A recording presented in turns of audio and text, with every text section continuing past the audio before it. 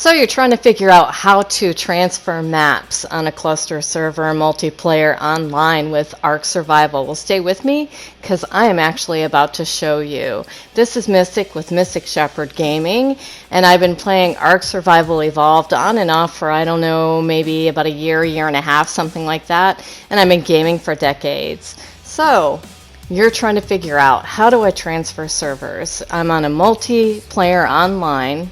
How do I do this? Well, there's several ways that you can. You can actually create your own transmitter, which, you know, you have to be higher level to actually do. But then you see here, I'm showing you Cryopods. Depending on the multiplayer online server that you're on, you can actually get Cryopods in drops, supply drops. Or at level 51, you can actually create the Cryopod at different areas, one of them being the obelisk, which I'll show you later in the video. And I show you here, all you need is crystal, fiber, hide, metal, obsidian, and polymer. So I'm showing you also, I have some that I got in a supply drop on the server that I'm on. It's actually a pretty awesome PvE multiplayer server.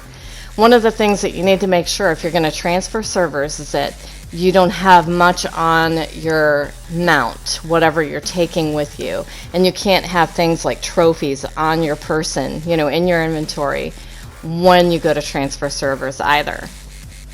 So now I'm going to the Replicator, and I'm going to show you inside the Replicator what it takes when you're at this level to create the transmitter yourself. So you go into structures. Then there's a few places that you actually go. That's a generator. You don't need the generator, I think, on any of the servers too, but I always create the transmitter and the generator and like the food trough at the same time. So that's why I was looking here, and you could see I just looked for the food trough. Now in crafting, you go over and there's the transmitter. Okay, so here's the arrow, and you see black pearls, crystal, the element, ingots, and polymer. So that's what you need to make it when you're able to. Some of these multiplayer online servers, believe it or not, when they have welcome servers, I don't know if you've noticed, but they actually have crafting stations that are for the public use. So you could actually, you know, find the welcome center and see if they do have that, and create much of what you need more easily, because it's already, you know, you have access to those particular crafting stations. So now I'm putting my metal, making sure I have enough, you know, metal ingots, putting that in, taking basically everything that I can off my, or out of my inventory. Now I'm headed towards the green obelisk.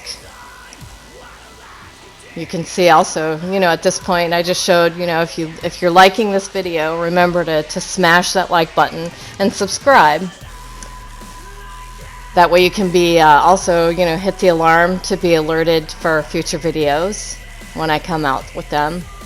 One thing you want to do is once you get close to any of the obelisks, make sure that there are no dangerous dinosaurs, meaning none that would eat you.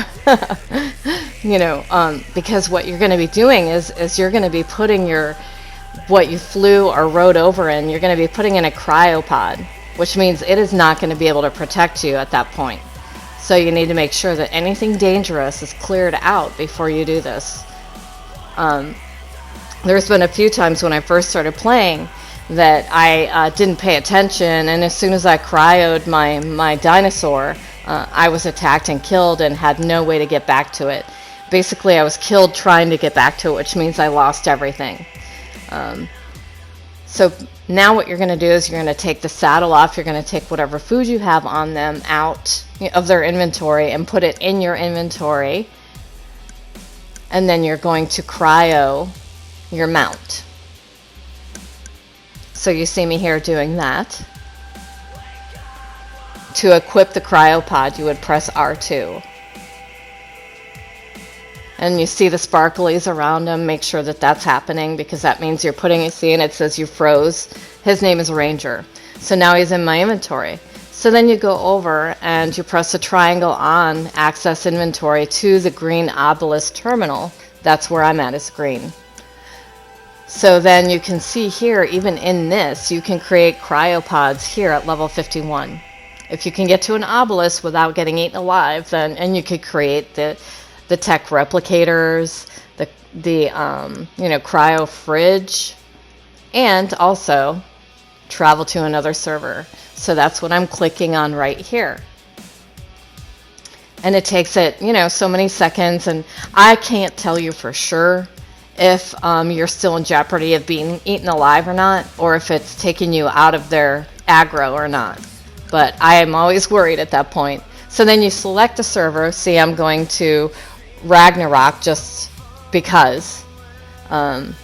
And you select that and you join it just like you would when you go into the map that you have your home base on. This particular place, you can actually have a home base in every map that they have, which is pretty cool. And basically I'm showing you this so you can see, you have your choices on every map where you can load in just like when you start a game. So now it's transferring my character, and it takes it a few seconds. You get the white screen there, and then suddenly you've appeared just like when you first start your game, but you have everything that you went in there with. And I'm showing you here everything. Even some things that you take out of your inventory. And then I'm going to the blue obelisk on Ragnarok just to go back. I went here just to show you, how to transfer. So I literally transferred over just so you can see. And now I'm showing you, I have some of the skins that I didn't have when I came over that I was trying to get rid of. Now when you transfer back, if you have a bed, I'm not sure about a sleeping bag, but the beds, you can actually then go right back to where your bed is, which is pretty cool. So you don't have to worry about going anywhere else. Now here's the thing. Once you, spawn or load back into where your bed is, you see how I say once that turns green, then you can move and do whatever, uncryo your creatures, dinosaurs. Don't do it before that because you'll think you're stuck. It'll be blue. It takes it 15 to 30 seconds to realize that you're back and everything's loaded back in and everything's back in your ownership, So don't freak out if you're stuck in the floor for 10 to 15 seconds. Now I'm showing you here where I'm actually going to make the generator and the transmitter, and I think I make the food trough too, because like I said, I always try and make those together. Oh, okay, I just made the transmitter and the generator. So basically I'm showing you here, you don't need to have foundation down to put the transmitter out. So, and I'm showing you behind where my crafting area is. I'm going to go ahead and place it down on the ground without foundation, like I said. I'm placing it where I want it, so of course it's taking me a couple seconds. And now I show you basically you don't need, at least on this server, you don't need a generator to turn it on and off. So basically you can go into this, and I'm saying basically a lot, I apologize. You can go into this and travel to another server, and then of course they have your creatures and Ark data or whatever, but it's for basically I use it for traveling maps, map to map. So remember to smash that like button, ring the bell to be alerted for future videos, and subscribe, but only if you want to. I hope you found this useful. I hope you're actually now able to transfer between maps with no problem. Thank you so much for watching my video, and have a fabulous day.